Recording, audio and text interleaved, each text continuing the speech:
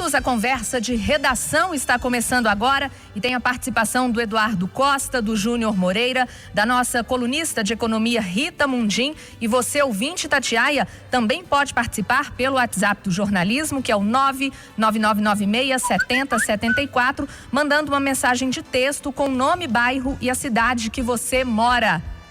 Rita Mundim, começou a valer hoje o toque de recolher obrigatório em parte do estado. Em Belo Horizonte, as aulas presenciais são adiadas e nada muda para o funcionamento do comércio. Bom dia de novo. Bom dia. Como a gente já havia falado aqui ontem, eu achei que a medida foi pensada e foi prudente e vamos aguardar os próximos dias. Repito, acho que esse surto que nós estamos vivendo agora, parte dele, né, a gente tem que respeitar a potência do vírus, né, de disseminação, mas grande parte dele foi em função do carnaval e das férias de verão, que foram celebrados por grande parte da população. Então, eu acho que a medida foi prudente, os níveis ainda conseguem suportar. Como eu disse ontem, as atividades comerciais, elas têm respeitado muito os protocolos sanitários. Então, acho que a decisão foi acertada. O Eduardo, a chamada onda roxa, né, foi anunciada ontem pelo nosso governador Romeu Zema. Bom dia. Bom dia para todo mundo. As notícias que a gente tem de lá são de fato muito preocupantes. Então, a gente tem que respeitar a decisão que a turma do governo do estado tomou. E, além disso tudo que a Rita disse, né, que em relação à prefeitura, é de se respeitar que eles mesmo tendo as dificuldades, demoraram muito na reunião, e essa situação não quer dizer que ela vai durar sequer 15 dias, né? Eles podem mudar a qualquer instante, mas eu achei que foi respeitoso, sabe? Porque, puxa, sabe-se do sofrimento de parte da atividade econômica, especialmente do comércio. Então, preservá-los enquanto possível faz parte. Eu me lembrei ontem, quando a prefeitura anunciou essa medida, de algo que a gente falava muito nos anos 90, Aline. Estava bombando o chamado modelo japonês de gestão. Melhoria constante, contínua e sempre que possível avançar. Aqui era mais conhecido como qualidade total. De uma turma de brilhantes engenheiros aí da Escola de Engenharia da UFMG, que através da Fundação Cristiano Ottoni nos trouxe esse modelo japonês de gestão de qualidade total. Entre eles um ouvinte de Itatiaia de primeira grandeza, que é o Luiz Borges, e o famoso aí Vicente Falcone. É isso que a prefeitura demonstrou fazer ontem. Melhoria contínua, monitoração, e se não tiver jeito, tomar atitude. Mas enquanto for possível preservar, porque puxa vida. Os donos de bares, restaurantes, o pessoal já sofreu muito. Outra coisa que eu também respeitei foi a fala do secretário, de que não dá para decretar um toque de recolher em Belo Horizonte. Se for só em Belo Horizonte, faz sentido. Se não houver um conserto, se não houver uma união dos municípios da Grande BH, qualquer esforço pode ir por água abaixo. Mas é isso, o momento é de todos, cada um de nós fazer a sua parte e esperar que dentro dos 15 dias a coisa melhore. Ô Júnior Moreira, a gente achava, né, que ia ter alguma medida aqui para Belo Horizonte, mas por enquanto nada, só as aulas mesmo. Pois é, Aline, bom dia para todo mundo. Tem dois assuntos aí, né? Primeiro, o lockdown do governo do estado e esse não lockdown, vamos dizer assim, aqui em Belo Horizonte, que todo mundo esperava, como você disse. A demora da reunião mostrou, né, que a reunião deve ter sido pesada e com muitas dúvidas, né?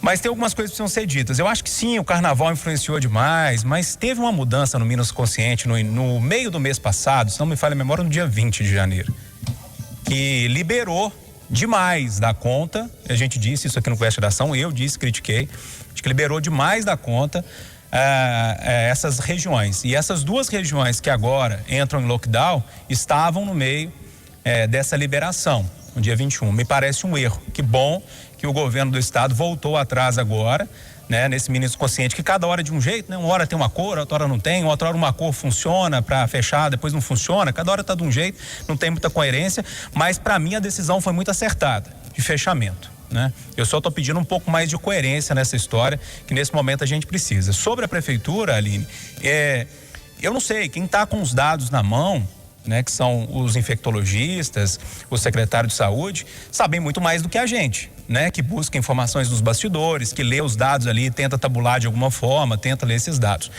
Não sei, me pareceu uma decisão muito mais política, como o Eduardo disse, para tentar segurar por causa do sofrimento do comércio, do que uma decisão técnica de saúde, simplesmente como foi das outras vezes, né? A situação que a gente está passando é muito complicada.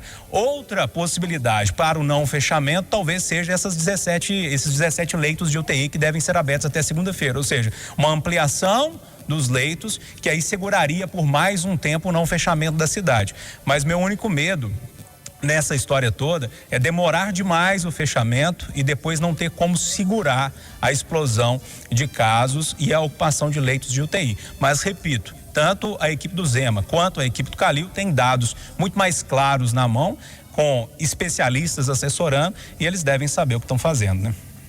O Eduardo Costa, e depois do arroz e da carne, agora é a vez do ovo virar o grande vilão da alimentação. Tá caro demais, Eduardo. Nunca pensei que eu ia ouvir o cara da Kombi que passa gritando: olha o ovo, 30 é 10. Agora ele tá gritando 30 é 17,99. É, isso mesmo. Olha, existem alguns números que dispensam maiores esforços no sentido da gente explicar a economia. Meus amigos, a cesta básica chegou a R$570. A inflação de um ano no Brasil, na cesta básica, eu estou falando do feijão com arroz, não tem carne não, na cesta básica é de 22%. Quem teve aumento teve de 2,5%, 3%, e agradecendo ao céu de ter emprego. Então, o pobre não aguenta, porque arrebenta sempre e mais nas costas dele. Agora até o zoiudo, pela hora da morte. É preciso fazer alguma coisa. Que bom que o Senado aprovou a PEC emergencial, para que a gente tenha um trocadinho para os que estão passando fome. Mas vamos agarrar com Deus, cada um de nós fazer a sua parte e rezar para que as tais das reformas aconteçam. A administrativa, por exemplo, que é para gastar menos, a tributária para descobrir um jeito melhor de arrecadar, porque eu não sei qual vai ser o futuro desta nação com as coisas nas alturas. Eu queria até a confirmação da Rita, porque ontem eu vi informação, Aline, de que o Brasil agora, com esse PIB, caiu para, salvo engano, 13ª economia. E o Brasil, gente, acho que uns 15, 18 anos atrás, era a 7ª economia. Nós estamos colhendo recessão, dificuldade, fracasso. O trem tá feio, gente. Ô Rita Mundim, tá caro mesmo, não tá? Como o Eduardo falou aí, ó, 30 ovos, R$17,99. Pois é, o grande problema é que essa inflação que nos atingiu, ela é uma inflação global que atingiu em cheio a cadeia alimentar. E lá vem a China. A China aumentou consideravelmente a importação de milho e de soja. Então aquela história, cadê o tocinho que estava aqui e o gato comeu, cadê o gato foi para o mato? Então você tem uma cadeia de coisas acontecendo. Então você aumenta o preço da soja e do milho por um aumento de demanda chinesa, e olha que demanda, né? Aí a galinha come o quê? Come a ração. Se você pegar um frango, ele é soja e milho empacotado. E quem bota o ovo é a galinha. Então, para alimentar a galinha, para botar o ovo, a ração para o produtor, ela está mais cara. Então, há um repasse para o preço do produto final, no caso o ovo. Como houve o repasse para as carnes, né? Carne de frango, carne de porco, carne de boi, o óleo de soja, né? Então, isso é um efeito ainda desse aumento de preços que foi provocado pelo aumento da demanda de soja e milho por parte da China. Mas está havendo, já começa a haver uma estabilidade nesses preços. Então, a gente espera que estacione por aí ou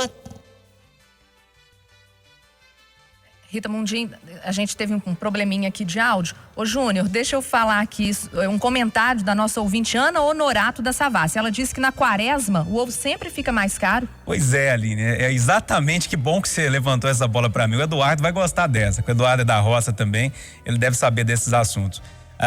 Quando eu era pequeno lá em Passatempo, todo mundo falava, época de quaresma a galinha não bota, né? Tem dificuldade e tal, o ovo fica mais caro.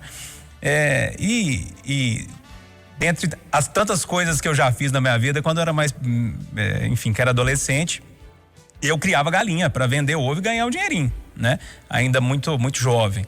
E aí eu fui atrás dessas informações e é basicamente pelo seguinte: nessa época do ano a luminosidade fica menor, né? O dia fica mais curto e isso atrapalha a galinha botar ovo, porque a luz é uma forma de fazer com que a galinha bote mais ovo, né? Estimule a galinha. E nessa época, nesse período do ano, do verão, tem a questão da troca de penas, as galinhas ficam mais estressadas, então elas botam menos. Ou seja, a galinha que botava praticamente todo dia começa a botar de 3 em 3 dias. Então esse é um primeiro fator, né? Tem menos ovo no mercado.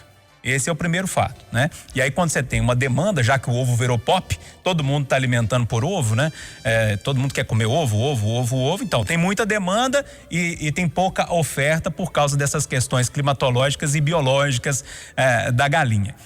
Além disso tudo, lógico, tem o preço das coisas que está subindo demais, mas nessa época de quaresma, e quem é da roça aí está sabendo o que eu estou falando, é natural. É muito natural que o ovo suba de preço. Ainda mais uma vez, com essa questão que envolve a grande demanda por ovo e a pouca oferta nesse período. Gostou, Eduardo?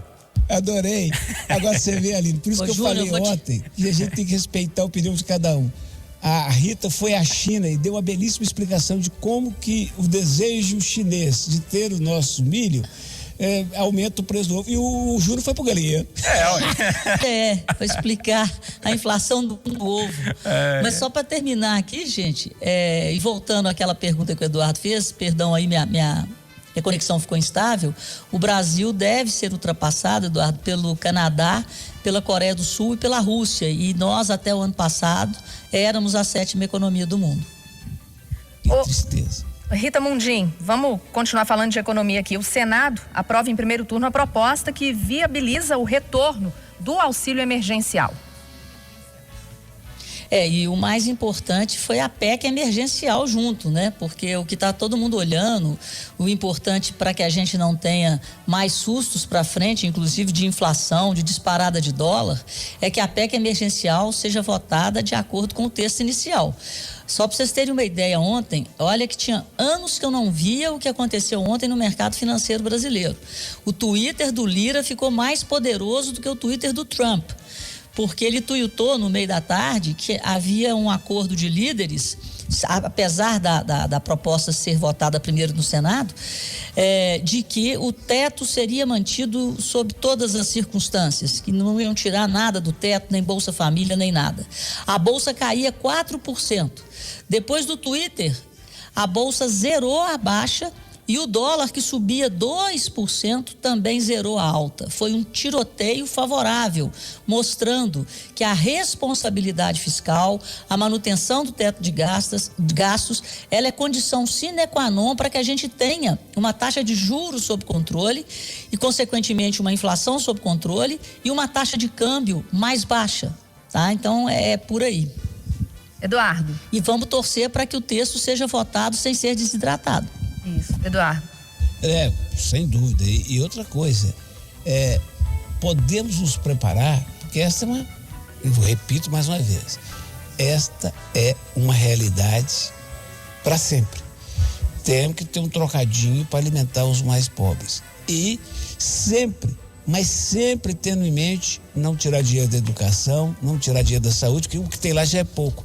Tirar dinheiro do excesso. O Zema falou outro dia, a nossa luta é pelo corte e não pelo aumento de imposto. É isso, essa que deve ser a meta, porque é isso, Aline, que nós todos fazemos na nossa vida frequentemente, Aline. É isso que principalmente a classe média brasileira vai fazendo. Tira o menino da escola, passa para outra, depois tira da privada, leva para a pública, enxuga daqui, corta a cota social do clube e o país precisa disso agora para retomar o crescimento, gerar os empregos e a gente sair do sufoco.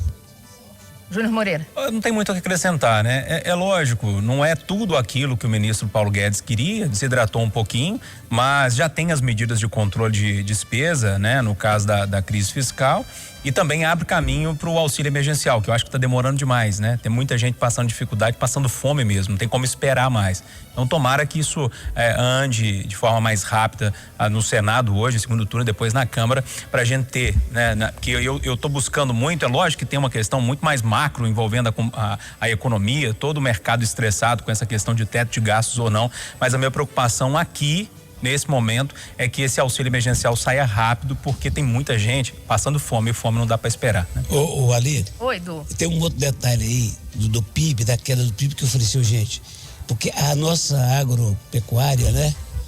O agronegócio mais uma vez brilhou. Mas a indústria caiu. Agora, o grande tombo, Aline, foi nos serviços. E é aí que está, acredito eu, a massa de microempresas, de microempreendedores. Aí que está o salão de beleza, sabe? A podóloga.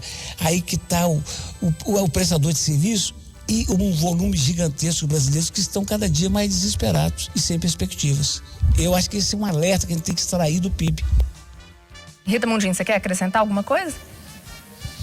Olha, eu queria parabenizar o Eduardo aí pela explicação prática da economia e acrescentar o seguinte: no primeiro tema ali que ele falou, né, do governador Romeu Zema, que a gente tem que buscar o corte de impostos, e para que isso aconteça a gente tem que tomar consciência de que a crise é nossa, que o governo é nosso, Minas Gerais é nosso, o Brasil é nosso, Belo Horizonte é nossa, e o mais importante, a gente tem que cortar gastos para não endividar ainda mais o país, para ele não ficar insolvente, aí a vaca vai para o brejo.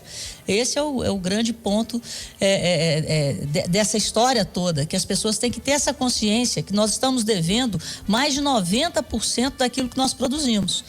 Então, eu queria só acrescentar isso e parabenizá-lo aí pela economia na prática com o Eduardo Costa.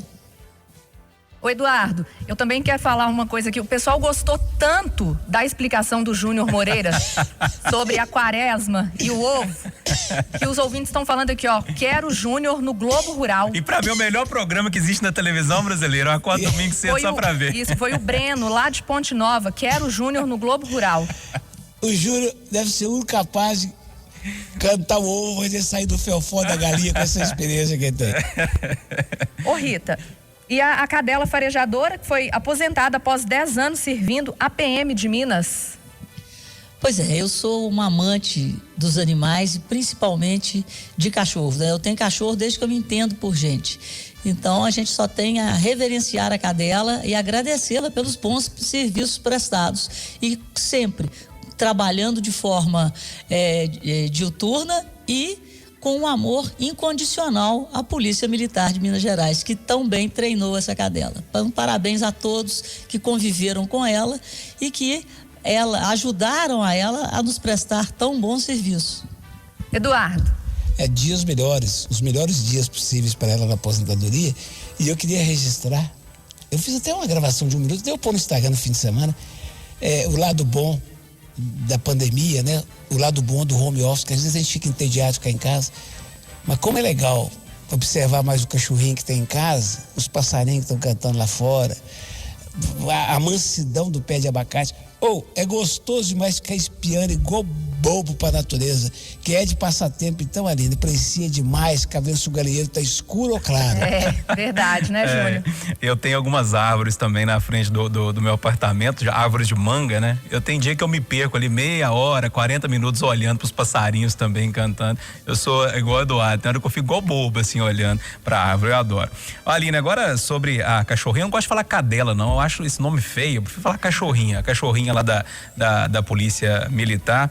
O mais legal disso tudo que eu não sabia é que quando ela se aposenta, ela vai pro dono. Isso que é uma prática comum, né? Vai pro dono, não, vai pro policial que trabalhava com ela, né? Eu acho que mais do que merecida essa relação de cumplicidade do homem com o animal, e agora ela vai viver lá na casa do policial. Acredito que ela vai ser muito feliz, tenho certeza. Que bom.